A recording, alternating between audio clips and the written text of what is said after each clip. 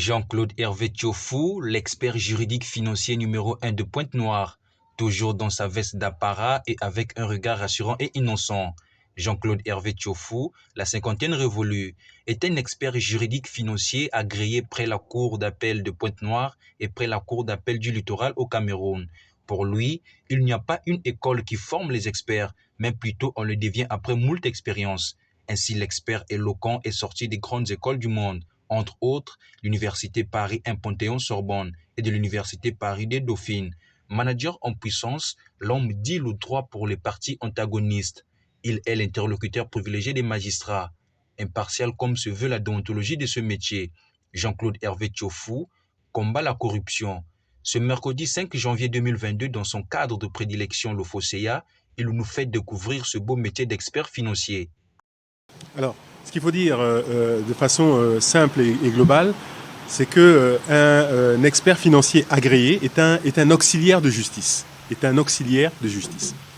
Alors, c'est un homme, une femme, qui a donc acquis une expérience dans un domaine précis et particulier, et qui va acquérir donc un agrément auprès des tribunaux pour pouvoir donc apporter des lumières à ces tribunaux par rapport à des cas qui vont leur être soumis de façon très simple.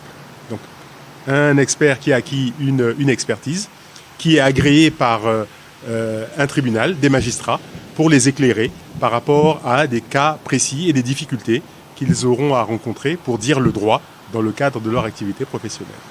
L'expertise, ça ne s'apprend pas, c'est une expérience qu'on acquiert, hein. C'est un pôle de compétences, comme diraient donc les techniciens, un pôle de compétences qu'on a développé et qui est reconnu donc par les magistrats et les tribunaux, qui font de vous donc un de leurs auxiliaires, un de leurs partenaires pour pouvoir donc dire le droit, dire la justice. Alors, l'objectif visé, c'est de dire le droit ou de participer à ce que le droit soit dit par les juges. Donc, comme je vous l'ai dit tout à l'heure dans la définition, l'expert financier est un auxiliaire de justice. Lorsque un cas arrive devant le tribunal et qu'un magistrat doit dire le droit par rapport à ce cas, si ce cas est dans un domaine pointu et technique, hein, il concerne un montage financier un peu complexe pour lequel le juge, qui est un juriste, n'a pas forcément les compétences pour cela, il va faire donc appel à un expert financier agréé pour pouvoir tout simplement l'éclairer par rapport à ce cas et lui donner son avis par rapport à ce cas sans que l'avis de l'expert n'oblige le magistrat. Il va lui donner son avis pour que le magistrat, fort de cet avis, fort de son expérience à lui, fort de sa connaissance de son dossier, puisse donc dire le droit, tout simplement. Bon, d'abord, ça va dépendre, comme je l'ai dit tout à l'heure, hein, de son expérience. Il est choisi en fonction donc de son expérience dans un domaine précis. Il est donc répertorié dans une liste des experts agréés près de la cour d'appel ou près de la cour de cassation ou une quelconque autre juridiction. En fonction maintenant du cas, je vous dis, qui arrive devant la table des magistrats, en fonction de la difficulté du problème pour lequel ils vont avoir à dire le droit, ils vont choisir donc un expert financier qui a une expérience, d'après eux, hein, ou d'après le magistrat, qui peut lui apporter donc des lumières par rapport au cas qu'il a à juger. Ça veut dire qu'à une cour d'appel, à une juridiction, peut correspondre donc plusieurs experts. Il y a des experts médecins, il y a des experts pétroliers, il y a des experts en construction, des architectes, etc., etc. Il y a des experts financiers. La finance aussi est un domaine vaste. Je ne dirais pas qu'à moi tout seul, je couvre tous les domaines de la finance, mais j'ai une expérience donc de banquier relativement large, qui fait que je peux couvrir un certain nombre de domaines des finances. Peut-être pas l'ensemble des domaines, mais au cas où un problème financier est posé, je peux faire le contour de la question. Et peut-être même, si je me sens dépassé par rapport à cette question, les textes, le statut d'expert financier prévoit que moi-même, j'aille chercher peut-être plus expérimenté que moi, ou peut-être plus pointu que moi dans un domaine particulier, pour venir m'aider donc à répondre à la question qu'un magistrat m'a posée et faire donc mon rapport et lui donner mon avis par rapport à la question qu'il m'a posée. Bon, pas incontournable, soyons modestes. D'abord, ce qu'il faut dire, c'est que, vous le savez certainement, hein, nous agissons un peu par mimétisme. Notre système juridique tel qu'il existe aujourd'hui est le système français que nous avons récupéré. Et la fonction d'expert auprès des tribunaux existe dans le droit français et même dans la pratique française, elle est très développée. Vous disiez tout à l'heure que j'étais également donc expert financier agréé auprès de la Cour d'appel du littoral au Cameroun. Elle est également relativement développée au Cameroun. C'est vrai qu'au Congo, de ce que j'ai pu observer, nous accusons peut-être un petit retard par rapport à cette question. C'est-à-dire que lorsque des cas donc sont soumis aux magistrats, ils font avec les moyens du bord, hein, avec les connaissances qu'ils peuvent avoir, avec les limites que cela peut susciter. Hein, ils font avec les moyens du bord. Mais si on doit bénéficier des bonnes pratiques, de ce qui se fait ailleurs, au Cameroun, à côté de nous, et puis même en France, hein, qui est donc notre système juridique un peu de référence, eh ben, la fonction d'expert financier est très développée. Donc, fort de cette expérience dont j'ai moi la connaissance, j'ai proposé donc mes services auprès des tribunaux. On m'a agréé et donc je suis depuis donc quelque temps à la disposition, comme je l'ai été au Cameroun, ici auprès de la Cour d'appel de Pointe-Noire. Donc je suis donc agréé comme expert financier et à chaque fois que on fait appel à mes services, je suis disposé à rendre service et donc faire le rapport qui m'est demandé donc par le magistrat. De la mienne comme celle d'autres experts, architectes, médecins ou dans différents autres spécialités. En tout cas, je suis un auxiliaire donc de la Cour d'appel de Pointe-Noire. Bien, très bien. C'est une bonne question. Alors, c'est vrai que tel que j'ai présenté la chose, c'est le magistrat qui fait appel à mes services. Mais en réalité, lorsque une affaire est pendante auprès d'un tribunal et qu'on constate le besoin d'une expertise parce que les forces en présence ou les personnes en présence ont une difficulté particulière. C'est-à-dire qu'il y a un point, un point particulier du cas qui leur est posé pour lequel il y a besoin d'avoir un éclaircissement. Où il y a un doute qui se pose par rapport à une question financière particulière. Les parties peuvent demander à ce qu'il y ait un expert. Une fois qu'un expert, d'ailleurs, a fait son rapport, une des parties qui n'est pas d'accord peut demander une contre-expertise. C'est-à-dire qu'elle peut demander à son expert, à elle, de se saisir de la même question, de telle sorte qu'on ait deux avis. Vous voyez ce que je veux dire, non ? C'est-à-dire, autant le magistrat peut demander une expertise, autant les parties qui en maillent à partir peuvent, elles aussi, demander un expert dans le cas qui les concerne. Tout à fait. Donc, de façon générale, ça peut être la partie qui a intérêt à l'intervention de l'expert qui peut payer. Ça peut être la partie qui a demandé l'expertise qui peut payer. Enfin, les cas sont il y a différents cas possibles. Toujours est-il que, au final, c'est une des parties ou les deux parties qui finissent donc par payer l'expertise le travail de l'expert. Alors, encore une très bonne question. Hein. Alors, un avocat est là pour défendre une partie. Vous avez un différend. Il y a monsieur A qui est avec monsieur B en indifférent par rapport à un problème particulier. Voilà. Donc, un avocat va défendre la partie A, un autre avocat va défendre la partie B, alors que l'expert est tenu, dans sa déontologie, dans sa façon de faire, à être à l'objectivité. Lorsqu'il va traiter une question concernant un cas, il devra donc le faire sans prendre parti, ni pour l'une, ni pour l'autre partie. Elle le fait elle l'essaie du moins. Elle va s'efforcer de le faire du moins en toute objectivité. Hein. Ce dont il est question, c'est de dire pour le cas que vous avez, qu'est-ce que vous pensez de ce cas ? Financièrement parlant, voilà. Vous donnez donc, vous apportez des éclaircissements par rapport au cas qui vous est soumis, sans prendre parti ni pour la partie A, ni pour la partie B, et vous faites un rapport au magistrat en lui disant, voilà, par rapport au cas qu'on m'a soumis, voilà ma vérité par rapport à ça. Je fais mon rapport pour vous dire que je pense que telles étaient les intentions des parties, telle a été la pierre d'achoppement. À mon sens, je pense que voilà la solution pour ce cas de figure. Et l'expert fait ce rapport au juge, qui lui donc sont saisis, qui n'est donc pas... Ce rapport n'est pas, comment dire, n'est pas obligatoire pour le magistrat.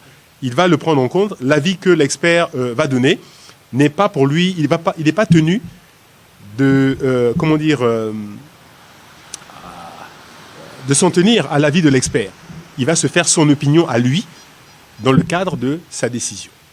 Oui, il peut décider de demander une contre-expertise de l'avis du premier expert, avant de prendre sa propre décision à lui, parce que c'est le magistrat qui décide en dernier ressort. La partie A a son avocat, elle paiera son avocat. La partie B a son avocat, elle paiera son avocat. Comme je vous l'ai dit tout à l'heure, en fonction du cas, il peut être payé ou soit par les deux parties, ou par une des parties, selon la décision du magistrat. Comme je vous l'ai dit tout à l'heure dans le cadre de la présentation, l'expert financier est un auxiliaire de justice. C'est-à-dire qu'on fait tous partie d'un même corps dont le but est, le fait que la vérité soit dite. Donc nous sommes un auxiliaire et nous avons des rapports de bonne, de bonne coopération. Hein. Le travail donc de l'expert est de se faire connaître des avocats, de se faire connaître des magistrats, de telle sorte que chacun sache quelle est votre compétence, quelle est votre probité, hein, parce que lorsque un magistrat vous nomme, vous pouvez être, quel est le terme technique, les parties donnent leur avis en fait sur votre nomination. Elles peuvent décider qu'ils ne sont pas confortables par rapport à tel expert, il en faut un autre. Voilà. Donc l'expert doit se faire connaître des différentes parties prenantes de telle sorte que lorsque l'expertise est demandée, que toutes les parties soient d'accord pour que tel expert intervienne sur tel ou tel dossier. Donc nos relations avec que ce soit les avocats, les magistrats et même les parties prenantes doivent être bonnes et ne souffrir d'aucune contestation possible. À ma connaissance, nous ne sommes pas très nombreux. Et pour te dire, je ne sais pas vraiment combien nous sommes parce qu'il n'y a pas encore un ordre des experts financiers. Donc c'est quelque chose à créer. Il n'y a pas une liste, à ma connaissance, des experts financiers. C'est à créer. Dans les autres tribunaux, dans les autres contrées que j'ai pu connaître et fréquenter, il y a un ordre des experts financiers, c'est-à-dire les experts se mettent entre eux, élisent un représentant, se choisissent une déontologie, c'est-à-dire une règle de conduite, etc. Je pense que c'est un champ d'amélioration qu'on peut apporter à Pointe-Noire. Et bon, pour ma part, en tout cas, j'ai commencé déjà à m'y engager un peu, à chercher donc auprès de la Cour d'appel quels sont l'ensemble des experts qui sont déjà nommés, de telle sorte que nous nous regroupions dans le cadre d'une association, avant de créer maintenant un ordre, et puis nous donner une déontologie de telle sorte que nous puissions être représentés et représentatifs auprès des instances du pays et auprès des tribunaux. Quelques cas. D'abord, c'est un peu difficile. Hein. C'est vrai qu'il y a des cas qui sont encore pendants, pour lesquels, pour ce qui me concerne, j'ai fait un rapport que j'ai remis au magistrat qui doit prendre sa décision. Hein. Le magistrat m'a nommé dans le cadre d'une décision, comme on dit, avant de dire droit, avant de dire le droit. Il prend une décision en nommant un expert, l'expert travaille, lui remet un rapport. Donc il y a des affaires qui sont encore pendantes à l'heure qu'il est. Donc pour lesquelles il m'est un peu difficile de pouvoir, m'étaler dessus devant vous aujourd'hui. Mais de façon très simple, hein, des cas de figure des cas où j'ai eu à officier. Vous avez une entreprise en difficulté, deux actionnaires ne s'entendent plus. L'affaire arrive au tribunal. Compte tenu de la situation entre les deux parties, le magistrat décide de les mettre de côté et nomme un administrateur provisoire. J'ai été nommé administrateur, par exemple, d'un groupe de sociétés où les administrateurs ont été mis de côté. Et donc, j'ai géré le groupe en question pendant 6 mois. Le temps que les choses s'apaisent un peu entre les parties et que le juge juge de l'opportunité, de la continuité de cette structure ou de sa liquidation. Je ne peux pas également vous dire de quel cas il s'agit, mais c'est le type donc d'affaires auquel donc je peux avoir affaire en tant qu'expert financier auprès de la Cour d'appel de Pointe-Noire. Alors, pour me contacter, on peut aller auprès du greffe de la Cour d'appel, demander, sur l'ensemble des experts qui ont été agréés, d'avoir cette liste, de rechercher mon nom puisque vous le connaissez aujourd'hui et on vous donnera mes coordonnées ou je peux vous les donner tout à l'heure. Il pourra apparaître dans le cadre de votre émission ou alors chercher mon nom sur Internet aujourd'hui. Aujourd'hui, il y a des moyens très, très simples et très faciles pour avoir ça. Vous-même, monsieur le journaliste, vous avez ma carte, donc vous avez mes coordonnées. On peut demander à votre télévision, l'expert qui est passé, quelles sont ses coordonnées. Donc, c'est très simple aujourd'hui de pouvoir rentrer en relation avec moi-même ou un autre expert. Comme je le disais tout à l'heure, l'expert financier que je suis, comme d'autres experts financiers agréés auprès des tribunaux, sont des auxiliaires de justice. Ils ont été agréés donc par le tribunal au vu de la compétence qu'ils ont développée dans un domaine particulier. Pour ce qui me concerne, donc, ce sont donc les finances de façon globale. Pour tout vous dire, donc j'ai été banquier dans une vie antérieure, j'ai été contrôleur de gestion dans une vie antérieure, j'ai été auditeur comptable et financier dans un grand cabinet d'audit dans une vie également antérieure, ce qui me permet donc de me prévaloir d'une expérience qui fait que je suis aujourd'hui donc agréé auprès de la Cour d'appel. Pour le citoyen lambda, s'il veut, il a besoin de mes services, ça peut être dans le cadre d'un conflit avec une autre partie. Au lieu d'aller devant le tribunal, les parties peuvent se choisir un arbitre. Deux personnes qui ont un différend peuvent choisir un arbitre. La loi vous dit que les conventions légalement formées tiennent lieu de loi à ceux qui les ont formées. Deux parties ont un problème, elles viennent me chercher en tant qu'arbitre. Nous allons faire une convention, ils vont me soumettre leur cas, je vais étudier le cas, je vais très humblement leur donner une solution à leur cas. Et si ils ont signé la solution que je leur apporte, ils n'ont plus besoin d'aller au tribunal par rapport à ce cas bien précis. Cela dit, je suis maintenant le conseil de qui voudra bien demander mon conseil. N'importe qui a un conseil, une famille a un problème de succession, elle peut venir me voir pour dire que nous avons telle difficulté. Est-ce que vous pouvez nous aider pour y voir un peu plus clair? Nous avons tel patrimoine à gérer ou à se partager. L'expert financier que je suis agréé auprès de la Cour d'appel de la hauteur donc de ma compétence et de la probité dont je peux me prévaloir, peut saisir votre cas, y regarder et puis vous apporter une solution qui, j'espère, satisfera l'ensemble des parties prenantes. Voilà donc ce que je peux dire donc au-delà de mes compétences en tant que expert agréé auprès de la Cour d'appel, donc mon action auprès des magistrats, ce que je peux faire pour le citoyen lambda. Je suis donc monsieur Jean-Claude Hervé Tchoufou, expert financier agréé auprès de la Cour d'appel de Pointe-Noire. Je suis également donc agréé auprès de la Cour d'appel du littoral au Cameroun. Je réponds donc au 04 444 26 90. Ça, c'est pour mon numéro WhatsApp. Et mon adresse email est tout simplement tchoufou, mon nom, @gmail.com.